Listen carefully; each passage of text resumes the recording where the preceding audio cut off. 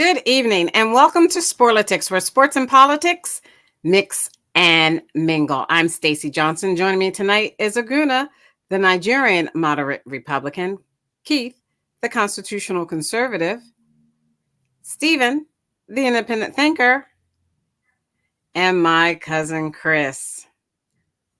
Tonight, we've got a packed show for you.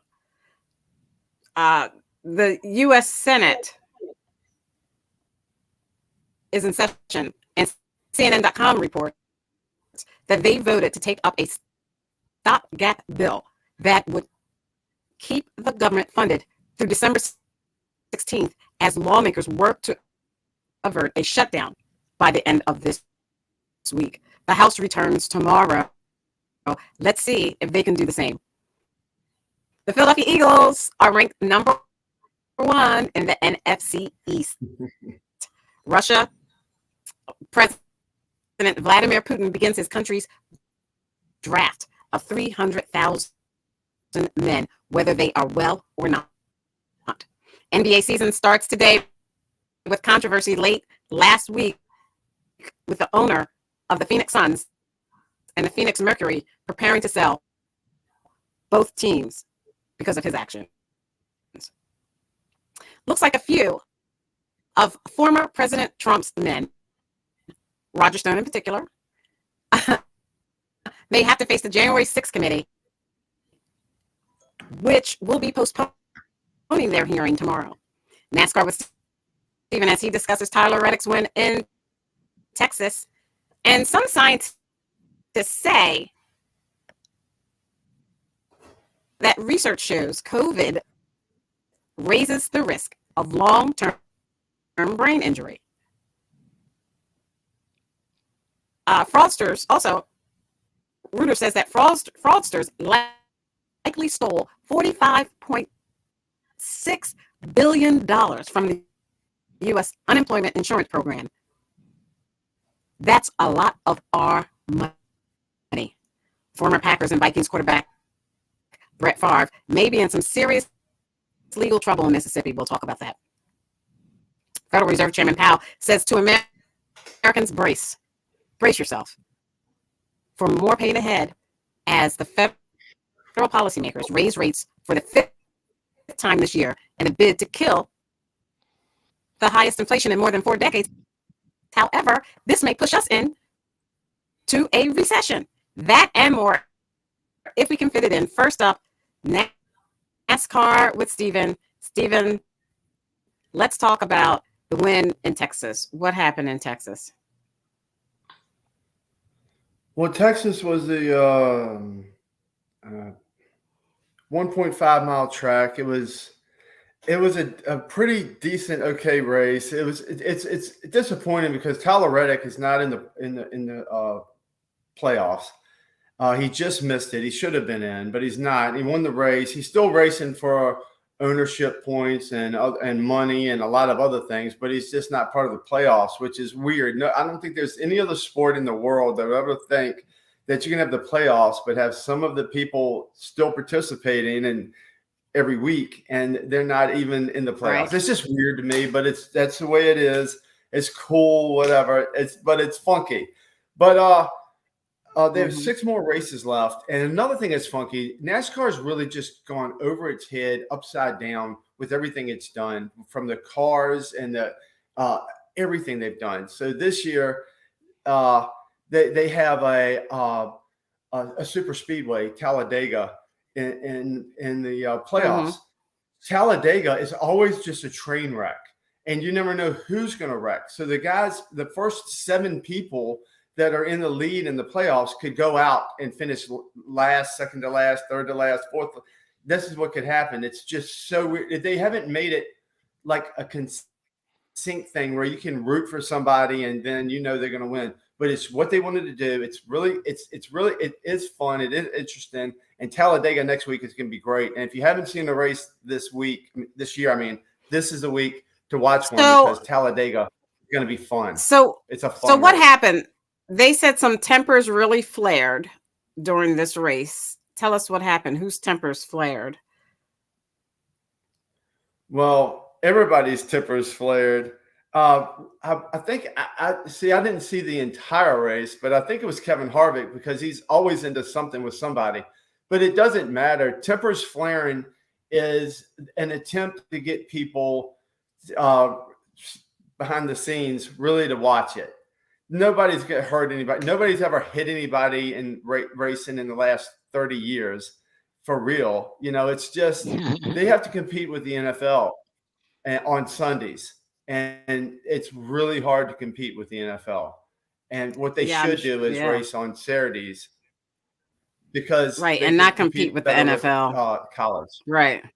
No, you can't. So it's really hard. So if anybody has any beef with anybody this time of year, because generally all these people, they all get along. If they have any real beef, somebody hits somebody, someone does something, every now and then it might be like people want to just really get at it. Sometimes, just like everything else, it's a little bit of drama. That's all it is. Okay. But the racing's still good. The racing's fun, and this Talladega is going to be great. And I wouldn't be surprised if Bubba won this race because he's great at super speedways. How could he be so great at super speedways? And feel free to join in, Chris. But how could he be so great at super speedways when he doesn't really do that well? You know what I mean? He doesn't even win that many races. No, he does. No, Bubba Wallace doesn't win that many races a year. No, but he does well. Like he finishes well, top 10. He has always. I could finish the top 10 if I had been racing as long as Bubba Wallace.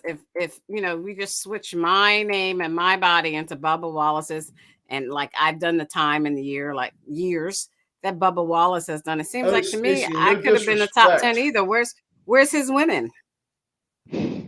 Stacey, no disrespect, but you couldn't hang with Bubba Wallace.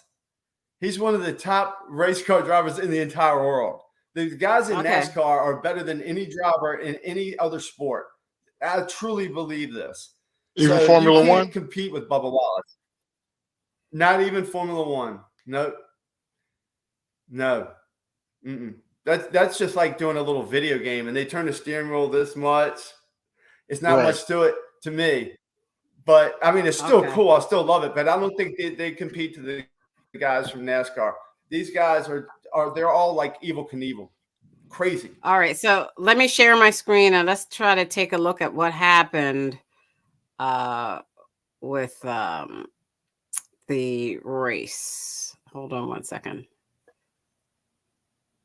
Okay.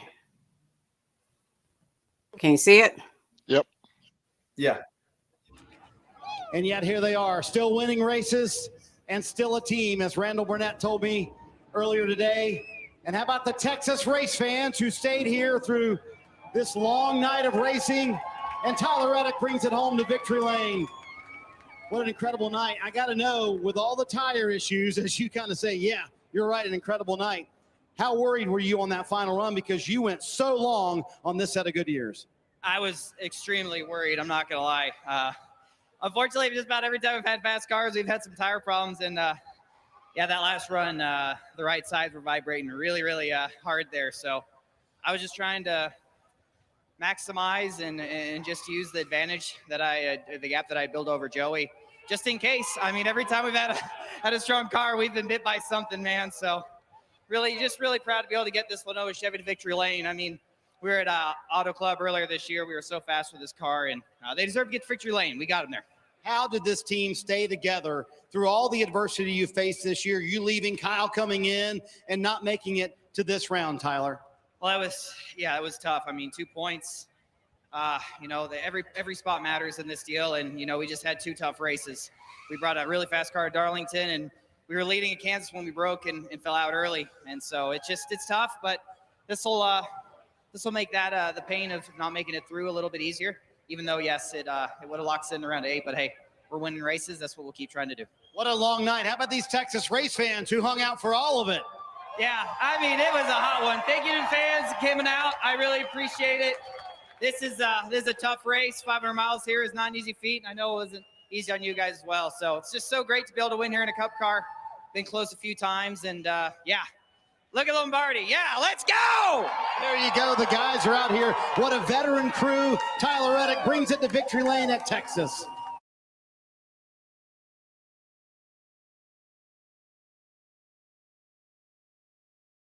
he's having fun. He's having a lot of fun. And that's what it's all about with racing. It's just a really fun sport. And if you can get into it and just watch a couple races, you'll be hooked for life, like I have been for many years, a lot of years. So it was Okay, Chris. like I said, Go ahead. You can finish up before I ask Chris about any comment before we move on to NFL. Talladega's next week. Okay. Talladega's next week, and it's so much fun. This is a crazy race. Then it's so much fun to watch, and you never know what's going to happen. All right, Chris, any comment before we move on? Well, I have one comment about Jimmy Johnson retiring, the Tom Brady of NASCAR. Everybody hated him winning races as many as he did, but he finally retired. He was a good racer, and best of luck to him for the rest of his life. Great, thanks. Oh, yeah. All That's right, awesome. on to the NFL. I like Jimmy too. Let's go on to the NFL. I want to talk about everybody's team but mine first. So, Chris, you want to start with yours? Buffalo Bills, we had a tough loss on Sunday. 90-degree heat, 5 defensive starters out, 3 offensive starters went out during the game. But that's no excuse. I mean, Miami players don't excuse themselves when they play in 10-degree weather up in Buffalo, the Jets. So a loss is a loss. It was a good game, though. But we talked about it last week where we said that Miami could possibly win this game. It was going to be a tough game. And it proved to be a tough game. But unfortunately, we lost, but we'll get them next time. So what was so tough about Miami?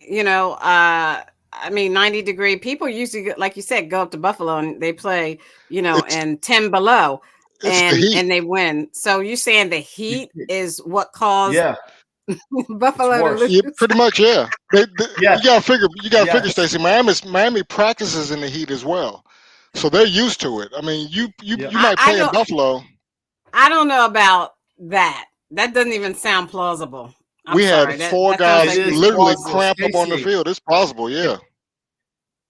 Stacey, every team that goes in September to play a Florida team loses. Look at the stats. This happens. This is a real thing. These guys, when they cramp up and they're off the field, they can't play. The best players cramp up for the team that's visiting Florida teams. He's exactly correct. This is not hyperbole. This is not a joke. This is what happens. This is why the teams lose when they go down there. This is real. Because they're used to it down there. When you get used to something, then you got the advantage. That's the advantage they have. When that has nothing to do with the offense. That has nothing to do with the defense. Miami and Buffalo. No, that doesn't even sound right. Stacey. And Keith, we don't even know why you're talking about football. You don't know anything about NFL, Keith. Come on, man. Stacey, Florida heat is not the same as Virginia heat. Virginia heat is not the same as New York heat. It's not the same as totally different things. It's right. Not the same. Right. What were you going to say, Keith? He's telling you the truth, Stacey. I said I played football in high school, and I know about conditions. Some are used to playing in the mud, just like it used to be like Cincinnati. Some of those other Baltimore, they were used to the snow. But that was back in the day. Before they had artificial turf and indoor playing. No, he played in high school. Oh, okay. But that has a lot to do. No, I'm just saying that it definitely has a lot to do. The environment has a lot to do with your football, your performance. It's on the outdoors. All right. So let's go to the next losing team, the Washington Commanders. Steven. The Washington Redskins. What is Steven? And y'all are getting very sleepy. From watching the Redskins, you're right. From watching the Redskins, y'all are getting very sleepy. Because they're you know what? They've never addressed their line issues, and that's the biggest problem with the Redskins, Commanders, the football team, whatever you want to call them.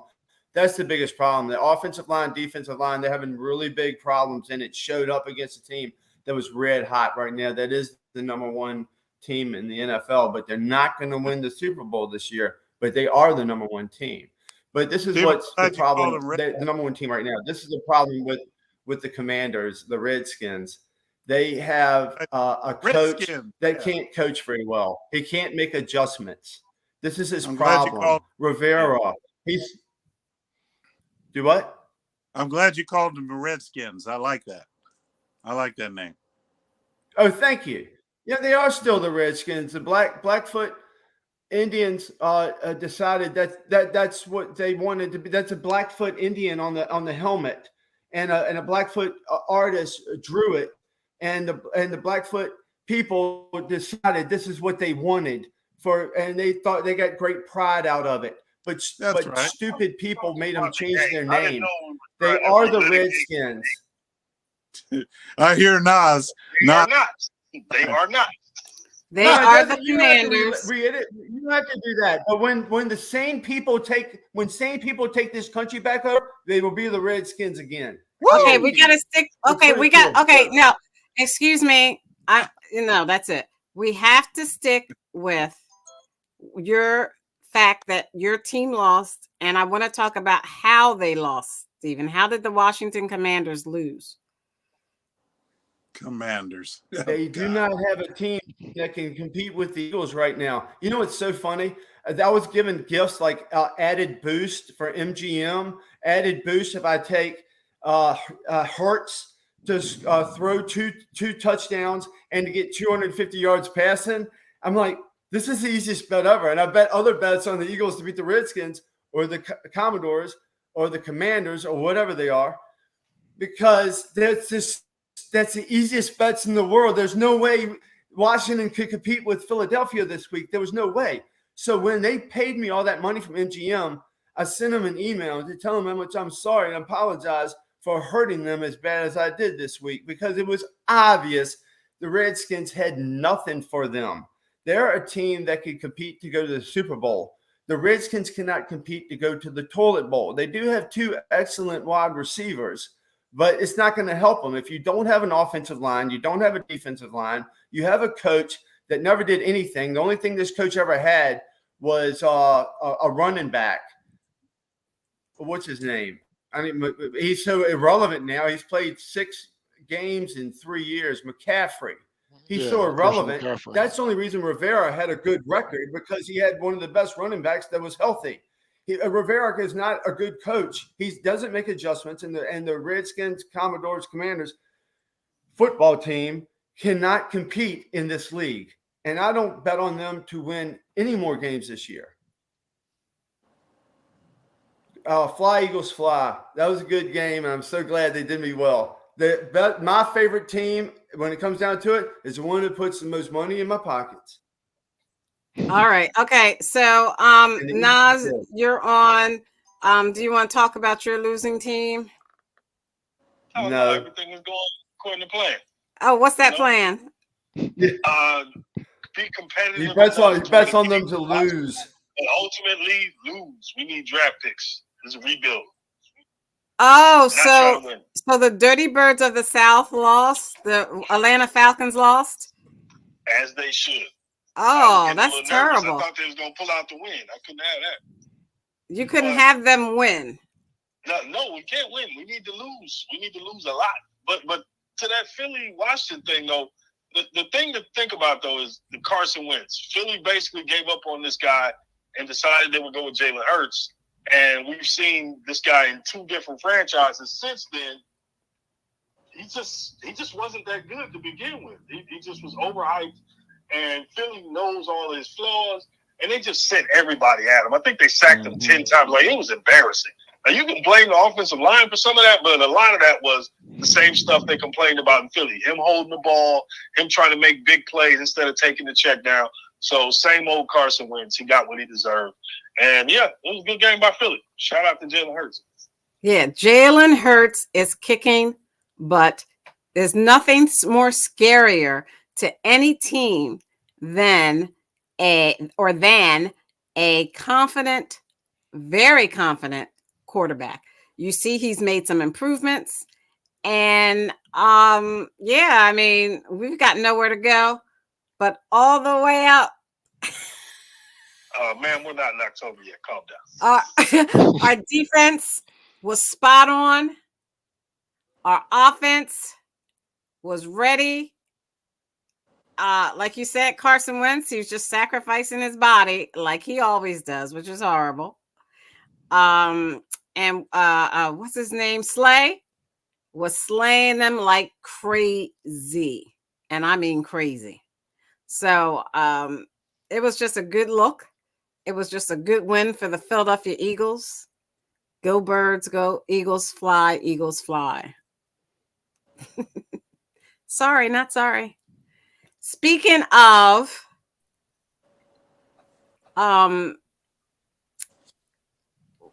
football, let's talk about Nas. I want you to start it. I want you to talk about former quarterback for the Packers and the Minnesota Vikings, Brett Favre, and his involvement in this Mississippi scandal. Well, I mean, Brett Favre has always been somewhat of a raggedy sort. You got the allegations back in the day of him harassing that reporter, Jen Sturger, sending unsolicited, pics to her. You had the situation. You had the situation in Green Bay where he was basically holding the franchise ransom. Became like this ultimate me guy. Maybe I'll retire, maybe I won't. So, it is what it is. I'm not going to talk about his Vicodin addiction because that's, that could happen to anybody who plays professional football. But, he's ultimately always been a terrible guy. It's just the press of his play on the field kind of overwhelmed people, and he became, the Wrangler spokesman and all this other stuff. But ultimately, who he is at bottom, this is a guy who made over $135 million in career earnings, and yet he's dipping into the till of the state government for welfare money in order to pay for his pet projects, things like a volleyball stadium for his daughter. And there were plans also for a football stadium upgrade that he was going to use government money for. Now, initially, when the story broke, he lied, said he didn't know anything about it, didn't have any connection with the governor, but they got the text messages, Freedom of Information Act, so they got him dead to rights, not only soliciting for the money, but we get it, laid out what it was for and how dogged he was in pursuing the money. So Brett Favre is a terrible person. Hopefully he sees some time for this because this is egregious. We're talking about in Mississippi, the state where, basically any bad metric you want to look at, they're either 49 or 50 when it comes to ratings in the country. And that governor of that state, Tate Reeves, he's the one who initially held up the money for the reform for the water system in Jackson, Mississippi. And, if you want to get a little deeper into that, you can find out earlier on, he set up a deal with the Southern company, Georgia Power, to where they made the residents pay for nuclear reactors prepaid through their billing. So, this is a raggedy conservative Republican government that people never have to answer for because they don't talk about what conservatives actually do, which is, for the most part, gerrymander districts, attack people who they think will not vote for them, which is usually black and brown people. And ultimately, you see the graft, which is the other part, because it's not only Brett Favre, you got multiple family members of the governor and associates of this same political machine who are also involved in this and taking other state budgetary money. So again, Republicans always talking about no taxes and no spending and everything else, but what they do with their own budget, that's where you see the criminality. So I'll just end there. So I want to share my screen so you can see this plea deal, this article. Okay, I don't know if you can see it now. Charles Robinson, NFL columnist for Yahoo Sports, on Thursday, September 22nd at 7:33 p.m. He said, in a development that could impact Pro Football Hall of Fame quarterback Brett Favre, a key figure in an unfolding Mississippi welfare misappropriation scandal, entered into a plea deal with state and federal prosecutors this past Thursday. So in a deal announced by the U.S. Department of Justice, John Davis, the former director of the Mississippi Department of Human Services, entered a guilty plea Thursday for his role in a scheme that misdirected more than $70 million in welfare funds earmarked to support the state's neediest residents. And the question would be, and Stephen, I know Angela has been a long time Brett Favre fan, and she is a Packers fan. What does she say about this? And what do you all say about a man who, as Nas said, he earned hundreds of millions of dollars and is going to be in a deal that affects the neediest people, the people who don't have access to the money he has, the people that don't make what he makes, the people that don't have the opportunities that he has. For him to do that, to take advantage of them, what do you say about that, Stephen?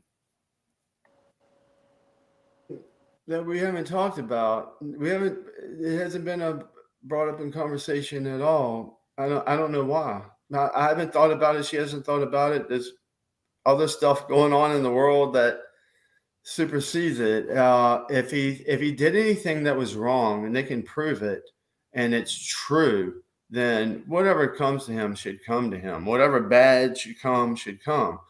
And if it's 100% true that all of this that they're saying puts him in a terrible spotlight, and he accepts that fact that he really screwed up and he's got to pay the consequences, then I'm cool with that. I just don't know enough about this. I haven't talked about it with her or anybody else because it hasn't been that a big of a thing yet. If he gets convicted of it, maybe it will be something.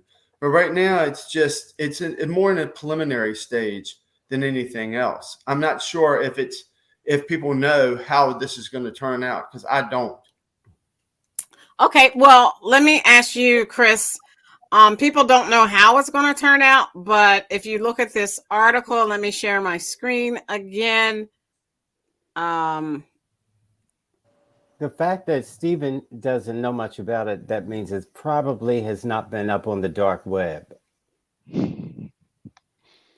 I don't go on the dark web like you do, Todd. Oh. I stay on the light web. I go where the light is. I stay where the light and the truth is. You should try it, Todd. It says, if you look at this, I'm sharing my screen. If you can see it, can you see it? Yep. Mm-hmm. It says Federer speaking appearances that allegedly he didn't make. They said that money went to him to make public speaking appearances, and he didn't make those public speaking appearances, along with $5 million to the construction of a volleyball building at his alma mater, the University of Southern Mississippi, and another $2 million to the pharmaceutical startup that Federer has been tied to as an investor. But the interesting part is, a while ago, Federer said that, no, it says it right here, Federer repaid the $1.1 million for the uncompleted speaking engagements. So someone just said that, and I don't know if it was you, Stephen. I don't know who said it, but someone just said that he didn't get that money. Then why did he repay money he did not get? No, I didn't say he didn't get it, but if he repaid that money, that's pretty good. But you know what's fun? But no, Keith didn't say it either. But you know what's funny is if he had not, you are what's funny. Thank you, Todd. So what were you saying, Stephen? Right now, the entire story. Right now, we don't know the entire story of what actually happened, and we should wait before we pass judgment. Why not just say next person? What's wrong with you? No, but you said Stacey. But look, Nas said that he's a Republican conservative. We don't know if Brett Favre is a Republican conservative. He just wants to jab a Republican conservative because Brett Favre is a white guy. He's like, this is what conservative Republicans do. They do just like Brett Favre, and they rip off welfare recipients. That's what Nas said. All right. No, it's not. So I think political. Yeah. So Brett Favre is nothing to do with what he did. That we're talking about. If he's guilty, he's guilty. If he's guilty, go to jail, Brett. I don't care. I'm not losing conservative government. So what are you talking about? Man who hasn't read anything about the story, who wants to comment? What are you talking about? I know about the story. So I think this is really bad for those people in Mississippi who don't have that money and who were looking for a way to make Mississippi better. Because I'm sure that's why they, wanted to do this deal in the first place. They thought it was a great opportunity for their state and their particular jurisdiction. But for a man as rich as Farver, for a man as rich as Farver to take a $1.1 million and not speak and then give that money back doesn't speak well for him. It really doesn't. Why is he asking for money to build his daughter's volleyball gym? He's a millionaire. Well, why does he need the money? You know what? Maybe his money is gone. We don't know. He could have squandered all of his money. Just because somebody made a lot of money doesn't mean they have any money left. Maybe that's why he's true. doing it. They may not have the money left. Addiction. Maybe he's got an addiction like he had before that makes him need money. We don't know. We can only speculate. So before we get off the NFL and go to tennis with Todd, I want to share my screen and I want to show you the standings for the NFL teams. Okay, let me just show you. Let me just show you this. Let me show you who is there and who is not there. So if you look at my screen, according to ESPN.com, okay, NFL Week 4 Power Rankings 2022 1 through 32. I'll go through them really quickly. Number 1, the Dolphins. I remember at least 10 or 15 years ago, the Dolphins were nowhere near number 1. They were like, psst. But they said Tua is off to the start every Dolphins fan dreamed of in his 3rd NFL season. And I'm happy for him because he did have a lot of physical problems. Huh? He got a concussion during the game and they let him come back and play. He couldn't even walk. That's horrible. What happened to concussion protocols? Anybody saw that thing? It was awful. That's terrible because of concussion protocols, and he's had a lot of physical problems, coming out of Alabama. Yes. So for him to be able to wait a minute, can I finish my point? For him to be able to overcome them and come out and start off this season the way he did is a testament to his hard work. Go ahead. Oh yeah, you can't take anything away from him. He's one of the best football players in the world, of course. But he fell on the back of his head, and he got up and fell, and then he walked a few more feet, and his legs did just like a professional boxer does. He got really rubber legs, and it looked horrible. He went out for a little while, then he came back to play. Nobody ever, like you said, concussion protocol, no one ever comes back that quick. They don't come back for that game at least. It looked horrible. But they played anyway. I've seen that one of the, I don't know, Chris or Nas, I've seen one of the Manning brothers do that. I think it was Peyton. He got hit so bad with Indianapolis. He just got Peyton. I was like, oh my gosh, he's unbelievable. He just got right back up and went back to the game. I knew he must have had 2, 3, 4 concussions the way he got hit. It definitely didn't look safe. It was a bad look for the league as well. The NFL takes concussion protocol. So Miami, in order to get around it, they said he had back tightness. They said, he actually hurt his back. It wasn't a concussion. And that's why he was able to come back out there after his back loosened up a little bit. So the NFLPA is supposedly triggering an investigation into that situation. But, yeah, Steven did describe that accurately. Like, the dude was concussed. Like, he was punch drunk when he tried to walk. They pulled him in at halftime. They pulled him out for one series, let Teddy Bridgewater play for a series, and then he played the whole second half, and they just acted like it didn't happen. So the NFL getting around concussion protocols, nothing new. Horrible. Okay, so Tua did excellent. Number 2, Chris, week 3 ranking, the Buffalo Bills were number 1. They've gone down to number 2. What happened other than this loss? Well, for one thing, we can't run the ball like we should be able to. And our coach makes bad decisions when it comes to clock management. We should have won that game. All we need to do was kick a field goal, at least attempt to kick a field goal, but we couldn't get in position in time to do it. That's why the offensive coordinator slammed his tablet down, because he was so upset that we botched the play. right? Okay. That was pretty funny. Going down to the third and the best team, week number 3 ranking, they were 8. And now week number 4, they are number 3. They are the Philadelphia Eagles. Stacy. Hey, Stacy, going into week number 4, the Philadelphia Eagles are number 1. Hey. Going into this week 4, that's week 3. Y'all are number 1, Stacy. Oh, shucks. Now, this is, if you look at this is for, thank you, Stephen. That's week 3. This is for, if you look at this article, it is for week 4, the NFL week 4 power rankings. And according to ESPN, that's where they have us. There's and no way the Miami's number 1 team in the league. Yeah, and then 4, No, Kansas City Chiefs. Philadelphia is the number 1 team in the league. I agree. I'll look it up I agree and I'll with show you. Stephen. So Philadelphia is the number 1. Kansas, I've seen this today. I got to move on. Kansas City Chiefs are number 4. Last week they were number 2. And the Los Angeles Rams, the Super Bowl winning Los Angeles Rams, Keith, are number 5. And last week they were number 4. The offense needs to improve. What happened with the Rams, Keith? Keith, what happens with your Rams? Well, I don't know. They were champions last year. What happened? That's a good question. I don't know. Anybody know what happened?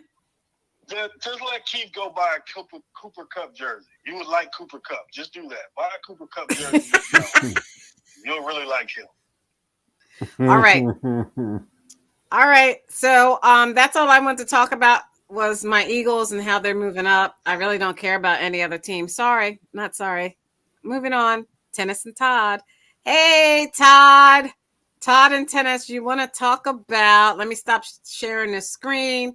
And my cousin Jenny is on. Cousin Jenny. All right. And Todd and tennis. Jenny right. and tennis. You want to talk about, Jenny, Roger Federer and what happened? Hello, Yeah. Doc.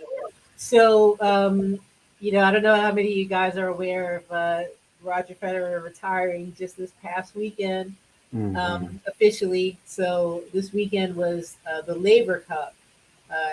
That's named after Rod Laver, who was a great tennis player in the 1950s and 60s, I believe. But the Laver Cup was always kind of close to Roger Federer's heart. He's just, a big fan of Rod Laver and just looks up to him, and he's a mentor of his. So it was very sad to see him go. He played doubles. I think they played sort of a round robin type of matches. And so it's actually 2 teams, Team Europe versus Team World. So Team Europe, a lot of the big time European players, Roger Federer, Rafael Nadal, Andy Murray, Novak Djokovic. Yeah, Yep. Team World is just, I guess I'm actually not sure how they get picked, but a couple of American folks, well, actually a lot of American folks. This is Tiafo. Yeah, Francis Tiafoe, Jack Sock, a couple other American players. So Team Europe has been beating Team World for the last few years because they had Roger Federer and Novak Djokovic and so on. But this time, Team World rallied and won. And so Federer and Nadal were teamed up in doubles. Everybody was super excited, but they actually lost to Francis Tiafoe and Jack Sock, who really played well. Francis Tiafoe, this is, I think, his breakout year. I would say it's his probably second breakout year. He's just doing better and better. He was in the U.S. Open, got to the semifinals this year. But the whole big story this weekend was about Roger Federer, and there's footage out there of him. He's a really, really emotional guy. As big of he's bigger than tennis. As big of a tennis player and as big of a star as he is, this guy won't hesitate to cry at emotional moments several times. And so he was crying. Rafa was crying. I wasn't crying. I'm just kidding. I definitely got choked up. When Rafa lost it, I think I almost lost it. But this guy is just, he's a great ambassador for tennis. And he's just done, him Rafa, Djokovic. I just don't think in our lifetime we'll see people, since they've been in. I think there's some statistic on this. I think there've been like 80 Grand Slams, starting from their era on, and they've won probably about 60 of them amongst those three. Are you ever going to see that again in our lifetime? I don't think so. That was just amazing to witness. Along with Serena, just incredible. Are you going to see another woman win 23 Grand Slams? I guess never say never, but I never. So so that was the big story this weekend. So long, Roger Federer. It's just so sad to see him go, but we still got some players in there. From we were still going to play at least a couple more years. Djokovic, Rafa Nadal. Hopefully Andy Murray. He's been hurt. Hopefully he gets back up to speed. So that's it. Yeah. All right. So I have a picture up, Jenny, of Roger Federer and Djokovic and some other players. I don't recognize them, but I want to say thank you to Roger Federer, like everyone else, for showing tennis, for sharing his skills with us, a great part of his life and our lifetimes. Cousin Todd? For Jenny or Todd, I got a question for them. For tennis. Wait a minute, Cousin Todd. Oh, she said that 1,000 times. I was just sad to see him lose, even though he lost to Tiafoe, who I like. I didn't want him to lose that. Him and Nadal, I wanted them to win, so he can go out a winner. But it is what it is. His body was not holding up, so he had to come out. But he had a good tennis career. He and there was a guy before him, Pete Sampras. They remind me of each other. Really good player. And so I didn't get choked up, but I was sorry to see him go. Just like Serena, who I think they're around the same age. I think he may be a year older than Serena. But I was sorry to see him go. Hey, Todd, I got choked up too. I teared up some because it was emotional. It really was. And it was just like when anybody that's so great, retires, it's something about it. You're going to miss something. But for Stacey, indulge me for 1 second, please. Well, you're wait a minute. You're coming in on Keith's time. I made Keith wait, and now you're running over his time. Keith, so is that what you want to do? Keith, will you yield? Will you yield 20 seconds for me, Keith? Of course he will. He wants to get married. Thank you, Keith. Go ahead. For the integrity of the show, that we've built up for so many years, let me tell you, the Eagles are number one right now. They're in the number one position going into week 4. The number 2 team is the Buffalo Bills. The number 3 team is the Miami Dolphins. Number 4 team. To bring up power rankings. Would you let Keith ask his question? Yes, because yes, I did. Because the accuracy means a lot. We have integrity on this show. We do not lie. If anybody lies on this show, we call them out. You don't come on power rankings. What's wrong with y'all? Go ahead, Keith. All right, thank you, Stephen. Keith, what is your question for Jenny? Yeah, either Jenny or Todd. What I wanted to know is, and I hope I don't sound like a racist, I want to know why. Oh, you will, because it's deliberate. Go on, Tom. I want to know how many where are the black male tennis players, since Arthur Ashe? I mean, where are they? I just named one. I just said Tiafoe. Maybe you didn't hear that. I didn't hear that. He just won in doubles. Ah, okay. Yeah. So, I mean, that's, and people were, talking about, now that Serena's gone, and they were saying who she influenced. And people were saying, not only black women, but black men. So you have Francis Tiafoe, you have Felix Auger-Aliassime. He's Canadian.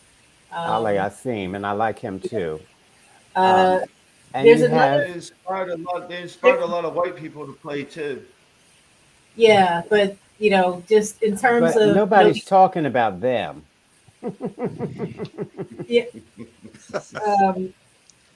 Well, it's just in terms of history, and as far as tennis goes, tennis, historically has been, there's been blockades and barriers to. Oh yeah, I understand all that. I know what you're saying. Right. So in terms of when we talk about who they've influenced, it's in those terms. It's just a Right. kind of a historical imperative of people of color, Black people being blocked from getting into That's tennis. right. Even gosh, I don't know why I'm blanking on her name, but our one of our famous Black women. I'm sorry, I'm so sorry, I'm blanking on her name right now. But when she first, Who was this? A tennis player? yes. Oh my gosh. Zena Garrison.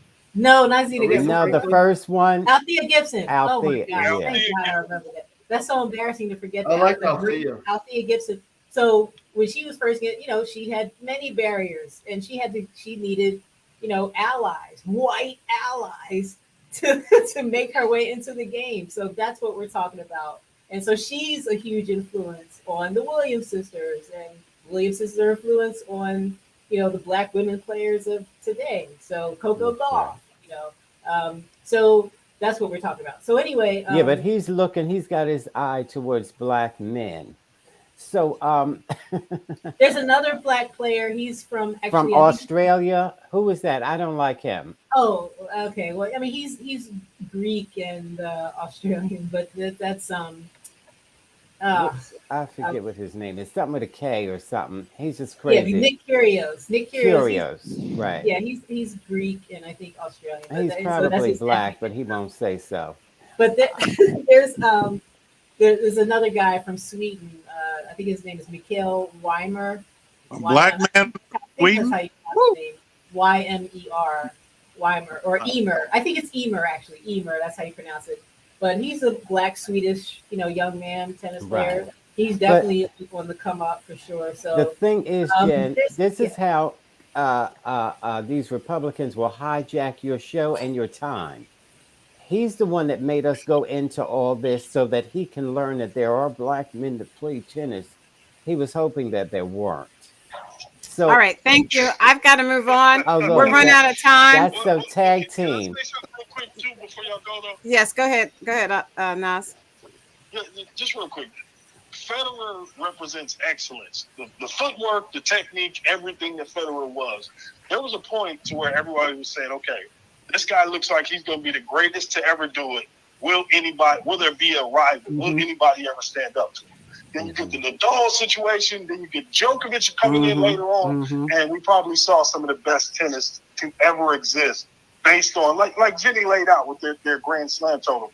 During this period, we saw some of the best tennis ever. And like Federer is a dog, man. Like this dude wants to beat you. Like he's a smiling, nice guy and everything else. But on that tennis court, that dude is a killer, and he did it until his body would not allow him anymore. And shout out to Nadal. Nadal is like getting injections in his feet to still play. Like, it's a sport. These guys have made a tremendous amount of money, so it's not the money that's pushing them. It's the idea of being, one of those greats. So it's a beautiful thing. Okay, thank you. We're going to thank you, cousin Jenny, Dr. Jenny, board certified. She is not a quack, Dr. Jenny. No, but Stephen is a quack, that's for sure. Thank you, doctor. She's a quack. If she puts out misinformation, then she doesn't know what she's talking about. I don't know if she's a quack or not, but she put out misinformation. Be quiet. Okay, sorry, Jenny. I muted him. So thank you, Can Dr. you Jenny. imagine this ignorant? I don't even have words to describe this psycho calling you a quack. He should be thrown in jail. But he gets these things from the dark web. So I'm going to move. What they say, they call all scientists are quacks, all physicians are quacks. Only one that's not a quack is Donald Trump. You see. Okay, I'm going to move on. We're going to quickly, I'll share my screen. We're going to quickly congratulate the WNBA champions, the Las Vegas Aces, on their win. Congratulations to them. They had a big, if you can see, September, it was up this article written by Mick Akers from the Las Vegas Review-Journal. Thousands of fans flocked to the Strip on Tuesday evening to celebrate the Aces WNBA championship. Congratulations to them. I think it was the first one they have ever experienced. Now, on to the NBA. And, I must say, I hate talking about people's private business. I'm really not interested. I don't care. I would rather talk about the Eagles being number one during the week. What do you mean? I'd rather what talk. Private business? If you're talking Will you about let me Keith finish? and Steven's You gotta marriage, let me finish. that's not private. Hey, Okay, go ahead. Hey, you gotta let me finish. I'd rather talk about the Eagles going to the Super Bowl. I'd rather talk about the Sixers, going to the playoffs. I'd rather talk about even the Phillies since they lost to, the Atlanta Braves. I'd rather talk about that. It's hockey season. I'd rather talk about how the Flyers are going to look, the Philadelphia United. I'd rather talk about how they're the hottest professional soccer team in the country right now, instead of talking about I'm a Udoka. But we have to talk about it because it was news. So Ime Udoka is the head coach for the Boston Celtics. The Boston Celtics announced last Thursday that he would be suspended for 1 year. And then he came out with a statement. He is engaged to actress Nia Long. She came out with a statement.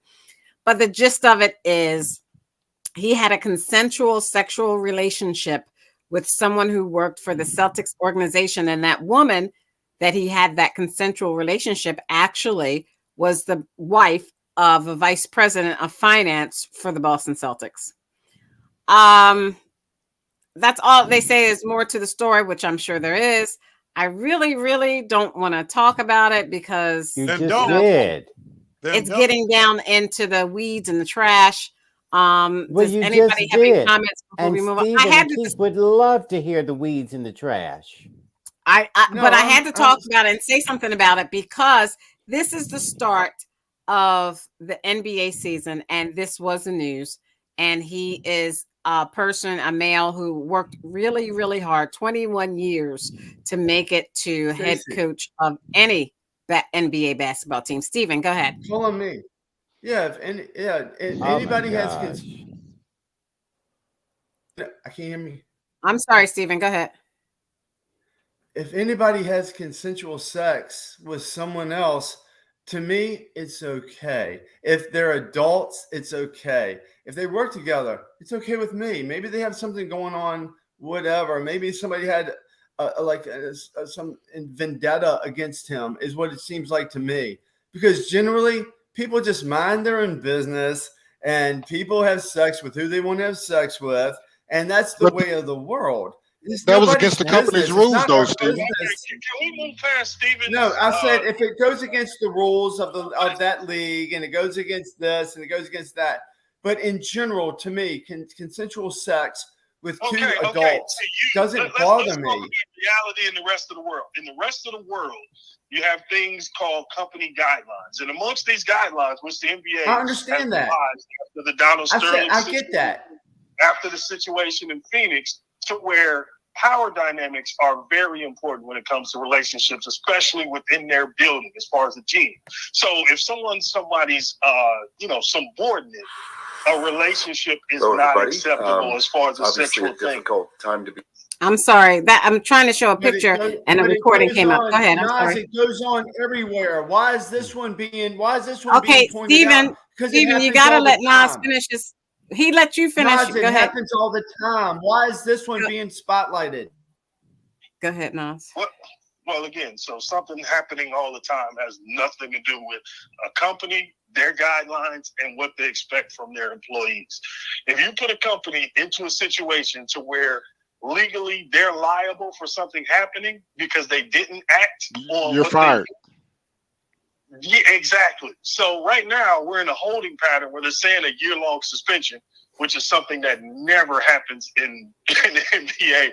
So they're trying to fire him and they're trying to fire him with cause, and they're going through their investigation, and it looks like they're going to figure out a way to do so.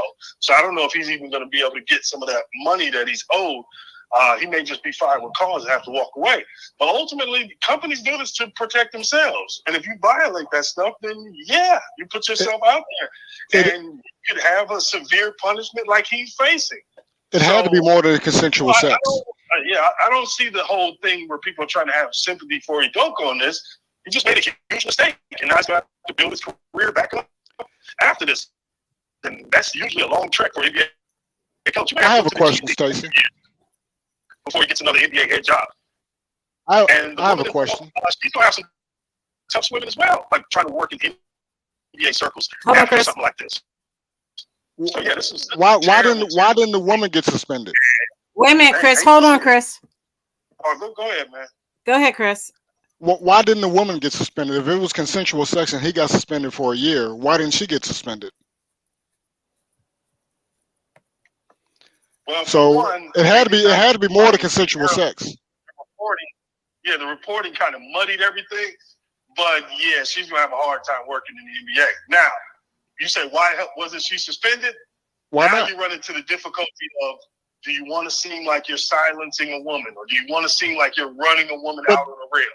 But if it's consensual sex, it doesn't make a difference. For the same way Udoka hasn't been fired, whatever consequences she's gonna have to face, they're not gonna be brought right now.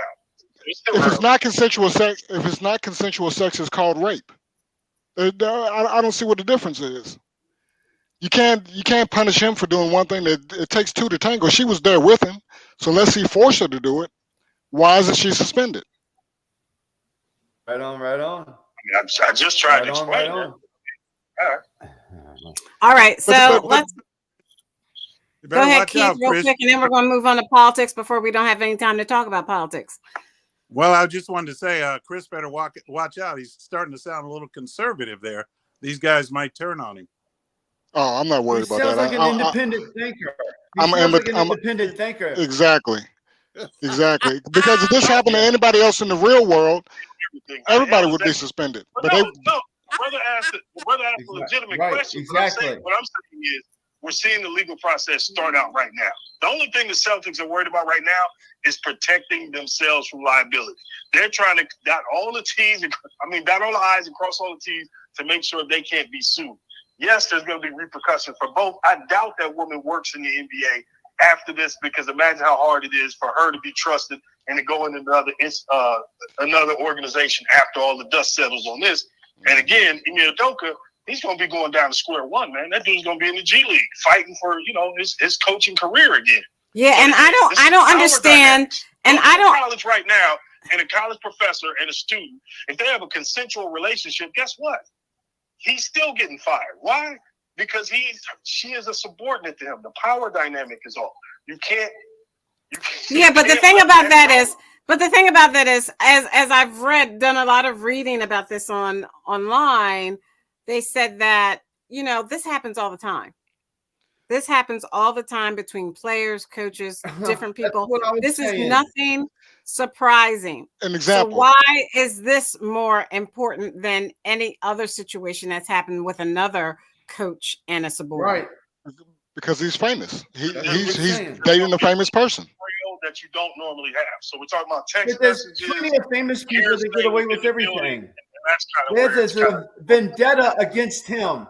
Somebody hates him. Who do you think hates him? The coach who took them to the finals. I don't know. I don't know. Her husband Somebody probably hates him. I don't know. Her husband probably hates him. All right, so I want to move on. Somebody's got a vendetta. Go Sixers. I want to move on. We had to talk about that. Well, let me say one thing about that. It was so much talk. I'm leaning towards agreeing with Stephen, only because, for example, if two people want to marry him, you want to marry Stephen now and break up the wedding. You want to break up the marriage. This is what happens every time I open my mouth. Stacey, never mind. I'm going to just leave it.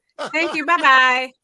Now, let's move on. Please, Stacey, let him continue. He never agrees with me. Let him tell you how he agrees with me. That's why you got to take a sip of water. He Um, hasn't agreed with me in 10 By years. the way, Please just let for the him record, I tell wanted to you say, how he agrees with me. I just want to say, Hell- just for the record, because hell Chris, no. hey, just Chris, I just wanted to say to you, just for the record, in case you don't know, I am a heterosexual. I'm married to a woman. I'm not, so I just want, because just want to make sure you know that. I appreciate you clearing that up. Yeah. Wow. So I shared my screen. If you can look this, the woman, according to Hilarious. Reuters.com, article by Jonathan Stempel on September 21st, 2022 at, what is that? 6 p.m. I don't know. Anyway, the woman who falsely accused the black bird watcher loses her lawsuit against her ex-employer. So the white woman who falsely told police she was threatened by a black bird watcher in New York City's Central Park has lost her lawsuit, accusing her former employer, Franklin Templeton, of illegally firing her and portraying the incident as portraying her as racist. In a decision last Wednesday, U.S. District Judge Ronnie Abrams rejected Amy Cooper's claim that she was defamed when Franklin Templeton and its chief executive, Jenny Johnson. Yeah, she I deserves agree. it. If he'd have got shot or hurt or something by the police department and it was an accident, it would have been twice as bad. So I agree. She tried to weaponize the police department. She got caught doing it, and she got fired. That's what happens. I'd Moving. forgotten about this story. Steve. I'd forgotten about the story when you first said it. I thought you were saying he was a Blackbird follower. I thought somebody who just followed blackbirds. I didn't know that he was a Blackbird follower or a Blackbird watcher or whatever. I didn't even put two and two together until you reminded me of it. Yeah, but we knew this from the start that she was Looney Tunes and she has a problem to start with, and she's not a good representation of anybody of any sort. So we all knew it would come to this conclusion with her because she wasn't right. Okay. All right. Anyone else comment before I move on? So the Federal Reserve Chairman, Powell, told Americans to brace themselves for some bad times ahead. An attempt to avoid inflation, Federal Chairman Powell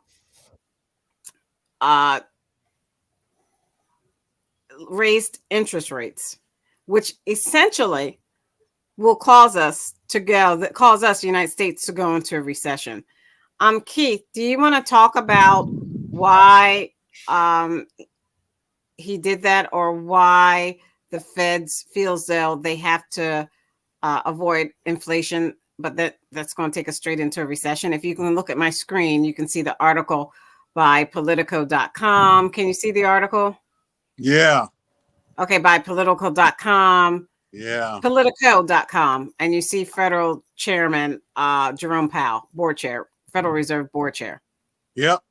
Well, it's too bad. Aguna's not here, but I'm sure that he might agree with me on the fact that the Feds keep raising and lowering. The Feds, in my opinion, based on the Constitution, they really don't have the authority constitutionally to do what they're doing with interest rates. The Fed should not be doing this. The free market should determine it. And that's because we're not operating, of course, under capitalism anymore. We are pretty much socialists. And that's why these people are going to continue to mess with the economy and destroy it. Their intention is to destroy the economy. I'm sure Stephen agrees with me on that one. So they're going to do whatever they want with this market. And doesn't. So why are these adult comments? Like the idea that the U.S. is socialist, which is crazy. Well, idea that the Fed chairman wants the economy to fail, which is also wrong. crazy. Like, Wrong. Why not think about these things before you say them? Like, why do you do this? You're wrong. You're wrong. Okay. Okay, all right. So you got to Well, say you can't take 10 years to say why he's wrong. You have to concisely say Well, let me just in say, 3 seconds why he's wrong. I keep getting interrupted. He's wrong because they are purposely destroying the economy. You see the way the economy is right now, as we speak. Our gas rates are up higher. Okay, in California, they've gone up, and yet we've been using all the reserves. At least when I say we, Biden has tapped into the reserve oils, and he is using and depleting all of the reserves. So they do all this on purpose. The economy is being destroyed, and if there's anybody, Okay. know, All right. Oil on and this- gas have nothing to do with my the Fed. final words. Second thing, Final words. he said he's If trying anybody on this to figure out show is his happy reputation with throughout their history financial will be status, this era where then he let was me at the know. head of the I'd like Fed. to know. Why because would he them- want to destroy it? Just And give me a that's- plausible answer, a reasonable answer. I can tell you why he wants to destroy this country is because you need to destroy America to have a Marxist revolution all over the entire world. That's why they want to destroy America. We cannot have a constitution. We cannot be free and have the Marxist revolution take over the entire world. That's what the problem is right now. That is what you The seriously think. Marxists want to Okay, let me let him finish. Like, this is... All right. So cousin Todd, can you No, ma'am. just you want to comment on that? No, I want to move on from this ridiculous topic that these nut jobs, you are allowing them. Every time I open my mouth, you shut me off. But these quacks, you let them go on and on and on, making up stuff. Let's get to the next topic because we've only done 2 and we got like 7 to go. Okay, Chris, you have a comment on this before we move on? No, they shouldn't be raising the interest rates, but no, that's all the comment that I have. But we're going to be thrown into a recession. He's telling us to brace for this because we're there. We're here. What? Yeah. We're already in a recession. We're not in a recession. Inflation is hitting, and they raised the interest rates to slow everyone down from going out and buying too much and buying homes and things like that. They want to slow everybody down, but that's going to kick us into a recession and make it worse. So when he's telling us to brace, I mean, I think that's pretty serious. If the Federal Reserve Chairman is saying that, I really want to tell So we were going into... Why do we the trying to soften the blow less while government is more? You lower the price of borrowing money by raising the interest rates to help prop up the economy so you can ride through whatever this recession ends up being, whether it's a long one or a short one. This is them preparing for it already, being on the brink of happening. So it's not them saying we're trying to ruin the economy. Nobody wants that to be right. So wait a minute. My question is, and what I want to make clear to our viewers is, what does that mean when he says brace for what's coming? What does that mean to the person the teacher that goes to work every day and comes home? Higher prices. Higher costs. See, now you're going to make me the bad guy because now I got to say this. So when the federal chairman or anybody makes a statement like that, they're giving a signal to the markets. They're giving a signal to the billionaires, the people with the money, the people who they think matter, and are letting them know how to handle themselves over the next few years. So when you see him come out, when there's a presser scheduled for the Fed to come out, then you see movement on the market immediately because these things signal things. So they knew this was coming, and I bet you'd find a lot of people made some money just on the idea of this announcement coming out. What also happened is the market crashed. We went into a bull and a bear market after that, but you still didn't tell me, what does that mean for the average teacher, the average vice principal, the average principal and firefighter of school in every major city in the United States? What does that mean for the people of Atlanta? Okay. They're telling you that what we see right now, as far as high rents, high price utilities, high cost of food and everything you consume, those things are either going to stay where they are or get a little more expensive. Okay. So they're telling you to prepare. All right. Okay. Now, Stephen and Keith, you had comments. What were your comments, Stephen and Keith? Well, Stephen, let me go.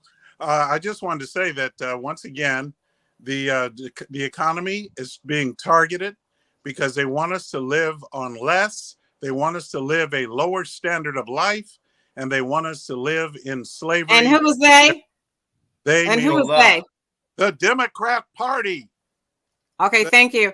So Keith, Stephen, what's your comment? It's the left that wants us to live like this. The left is trying to destroy this country. They're leftist Marxists, and it's not me saying it, it's them saying it. They need to destroy this country to get to get the leftist Marxist protocol and the New World Order to take all of us over it. And you can laugh, you can think I'm wrong, but everything has proven right. No, I have not been wrong on this show in about 10 years.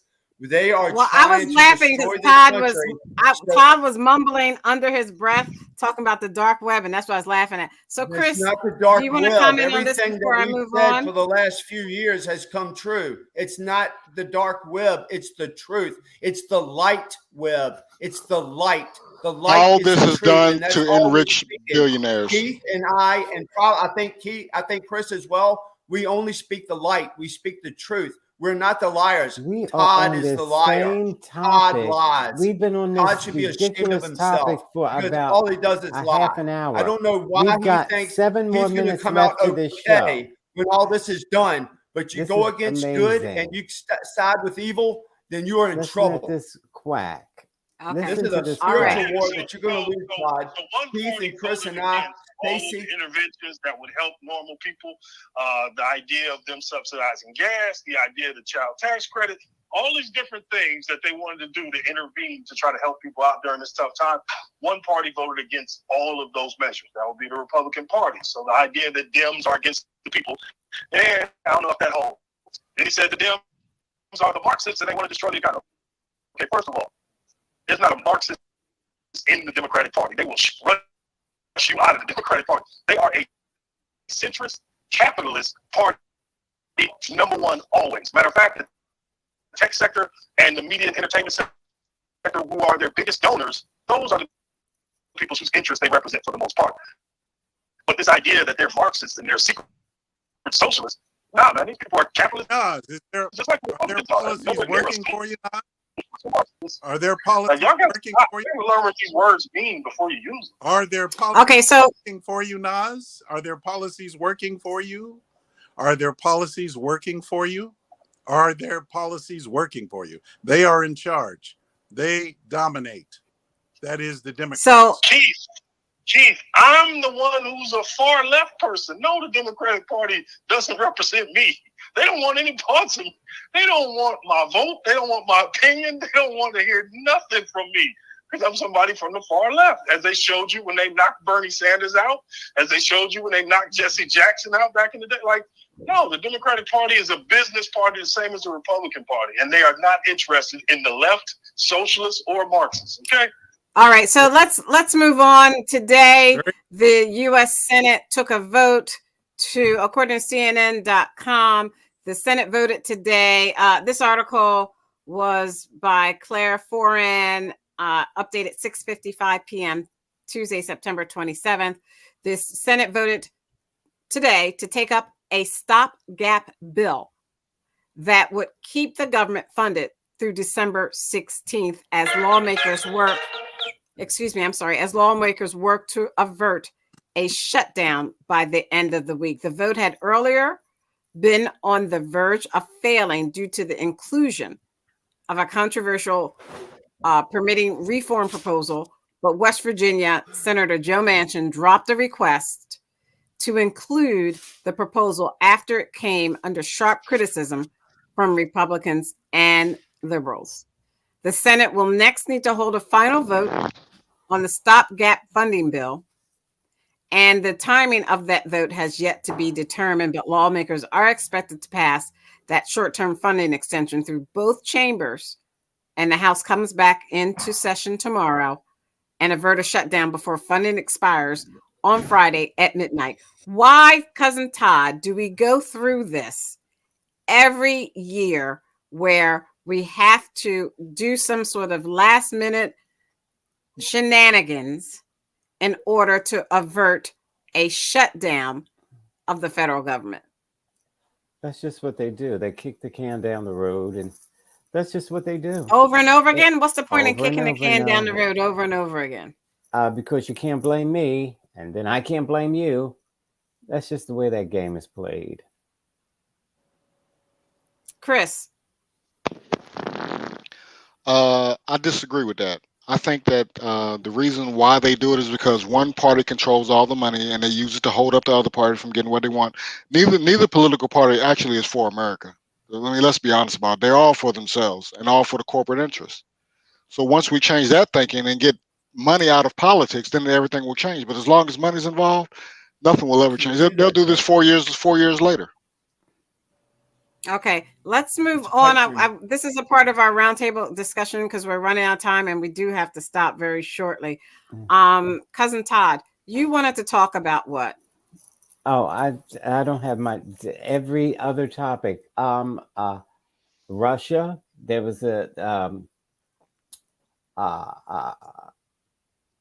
Russia is the draft. How they're rounding up the fellas in Russia and throwing them in this war. Prisoners. And I always thought, like, at this particular time, if the citizens would unite against the police, they would outnumber the police and could overtake them, because the military is busy. You see what I mean? So they should think about doing that at this time. But you got to think, you're talking about, like, you just talking about overthrowing a government. No, I said the police department. Like Iran. That's not the government. You think the police in America would shoot you? What do you think they'll do to you in Russia? Yeah, but you can't shoot everybody. They can try. They would try. Well, you have to die for revolution. This is the point I'm making. On everyone. This is the point I'm making. How do we know when? Oh my gosh! I don't think Russians are allowed to have weapons. I'll just listen. Go ahead, Cousin Todd. Have guns? Okay, so everybody's muted. Yay. This is the time to do it because the military is busy. And so either you make a move or you're going to war. They're kidnapping you. So you've got to turn this thing around. Putin is never ending. So if they were smart, I was watching on TV how there was about 30 or 40 cops, and there was about at least 200 people on the streets, and the cops were hitting them and all that kind of. So I thought this would be an opportune time to overtake these guys. And so to not do that, you're getting ready to go to war. Okay. That's all. The next topic was Italy. Okay, what else about Italy? Go ahead with Italy. Just that they have this new president and she worships Mussolini. And she has not been installed as the new president. She's been elected, but not installed. Go ahead. Okay, she won. And so you have these radicals like her. She was in New York. She went to the what is that Klans meeting you people have? The CPAC. She was at the CPAC and just talking completely crazy.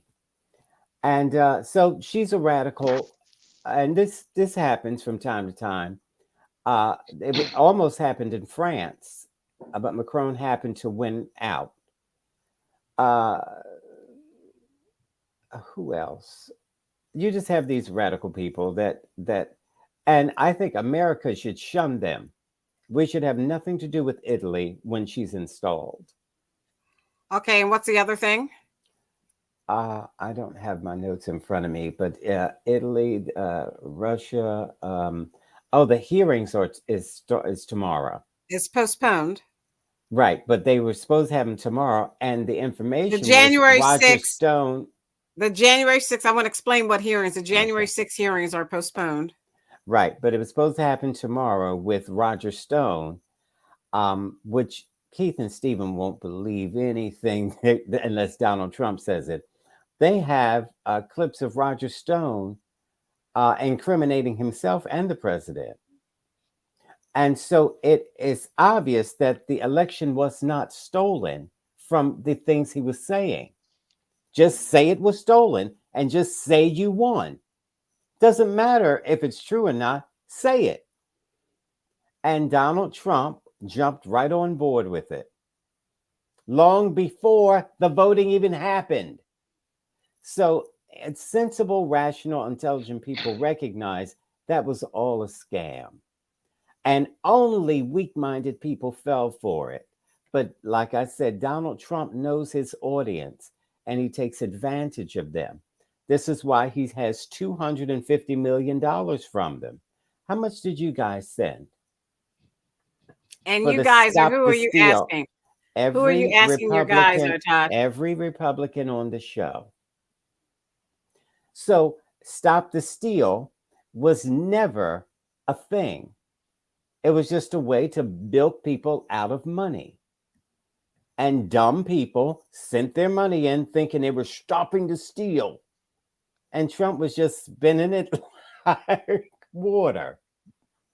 So there you are. All right. And the last thing, Todd, was NASA, where I worked for President Bush. Right. And they sent that missile to knock that meteor off course. Don't know if it worked or not. That's going to take a while to find out, but they think it did. And I didn't know if I liked that or not. I didn't know if they should be doing that sort of thing. Very scary. You realize it would hit the planet and kill everybody if they didn't try that. That's not why they did it. They did that for the future, just in case not that particular asteroid, yes, right. But that's a potential to happen, though. Well, I don't know if that. But they said last time that happened, we went through an ice age. But I don't know if that's the real reason why they did it or what exactly they did. I don't believe everything I hear, unlike others who ride the dark web and just repeat it. So let's bring in Stephen. Stephen, let's talk about what we're talking about, what you see on the screen as I'm sharing the NASA picture. This is the NPR. It says this is what NASA's spacecraft saw just seconds before slamming into an asteroid. What's your response to that, Stephen? Did they crash into it? Yes. Yes, ma'am. Sorry.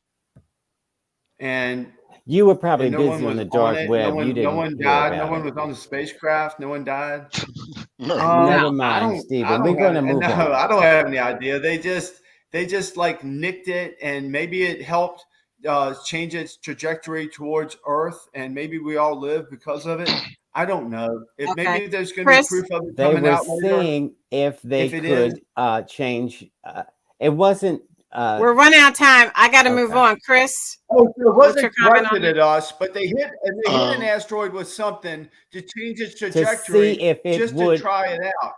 Yes, cousin Chris. We already have missiles that are trained to hit other missiles. And it's like people who cut down a tree and don't know what they're doing. Maybe it would have fallen on the earth like a tree would fall on your house. Yeah. Well, I don't think anybody wants an asteroid right now, because NASA hasn't gotten the right people in there for a long time. When Elon Musk can be better than NASA, then not much. Okay, Elon Chris, Musk is crazy. Elon Musk is an idiot. But I think it's a good thing. Hopefully it. Right. Yeah, he is an idiot. But I hope it worked, and I hope it helps us for the future. Yeah, that doesn't mean science. That doesn't mean he's not an idiot. You can be smart and be an idiot at the same time. So, okay, Keith. Truly noted. All right, Keith. About me. Keith, your comments very quickly. You got 3 seconds on what NASA did. No comment. Okay, I'll keep going with you, Keith. Your comment on Roger Stone promoting violence and saying what he said. What did he say? Cousin Todd, what did he say? He said, just say the election was stolen. Just go with it. They After said he march said the Oh, that's electors great. out with armed guards, take over with force. And this was before the election. This was he was saying they should do. and he said, F the voters. Let's just do it. He's talking to a bunch of hoodlums. Well, and if we have thugs. solid proof of that, then he should be in trouble. If it's just more Well, bull there's a crap, video. then it's just more bull That- crap. no, We there's can a fertilize our gardens with it. it's on a video that he was making because he wants to be a big All right, fat I want movie to see star. this video. I know you I want to do. see Well, the video. just search it. You'll find it. It's not hard. It's been trending all day. Where Was have he you been? that guy? Send Was it, he send, that somebody big, send it to Stacy. Stacy will send it to me. was he that 'Cause I don't big, believe you. giant-sized fellow, that big guy that was talking that crap, in the crowd, and they said, FBI, he's a Fed, the big guy. No, we're talking about Roger Stone. He Roger was in a Stone. controlled environment, sitting on a couch with a camera in front of him. Oh, I see. Those reporters know what Well, Steven said, if he said all that, then he should be jailed. Put him away. Yeah, but let's Yeah, see but it. Okay. Donald Trump was listening to seen him it? and You haven't doing seen what he said to do. No, Donald Trump didn't do that. Ma'am. Donald Trump So, didn't Todd, do you- anything wrong. Yes, he Donald did. Trump is your No. boogeyman. Donald Todd. Trump, Donald Trump's your Donald boogeyman. So, cousin Todd, you said to me it was a bad week for Donald Trump last week. Why was it a bad week for Donald Trump last week, the former Because president? he lost in court. He in New York. The woman, I forget her name, and Trump hates her. He calls her a Yeah, it doesn't racist. matter. She's a Trump hater. James, She's a the Trump New hater. York It doesn't Attorney matter. General James. Letitia James. Yeah, Yes, she's hated James, New Trump York Attorney ever General since he was James. born. Why would she hate Trump ever since he was born? That's what he told you. He knows how dumb you are, so he knows you believe everything he says. That was So an anyway, exaggeration, she's Todd. I'm doing sorry her you job. don't understand exaggerations. No, I don't understand Our lives livable. your Thank voice. you, thank you to our women and men of the U.S. military for all that you do in sacrificing your lives. So we are free to say whatever we choose on the show. We are forever indebted. On behalf of Aguna, who's enjoying his 21st wedding anniversary. I better come take us out because your voice is totally He's breaking probably up. watching the show On on his behalf of anniversary. Aguna, how's my voice sound? On behalf of Aguna, Perfect. the Nigerian moderate Republican, Keith, the constitutional conservative, supposedly, Stephen, the quack.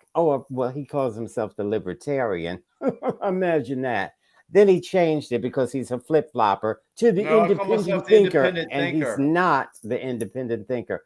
I'm not a flip flopper. I don't I'm- agree with everything libertarians agree with. I have my own brain. I'm not with anybody and- else. I'm an independent. All right, let You me finish are closing a out the sucker. show. You are a And- sucker, Todd. Because you Am just I go breaking over up? what Hey, you- Chris, what they am I tell you breaking to go up? along with. Not anymore. You're a Now you're sucker. Not in. anymore. Yeah.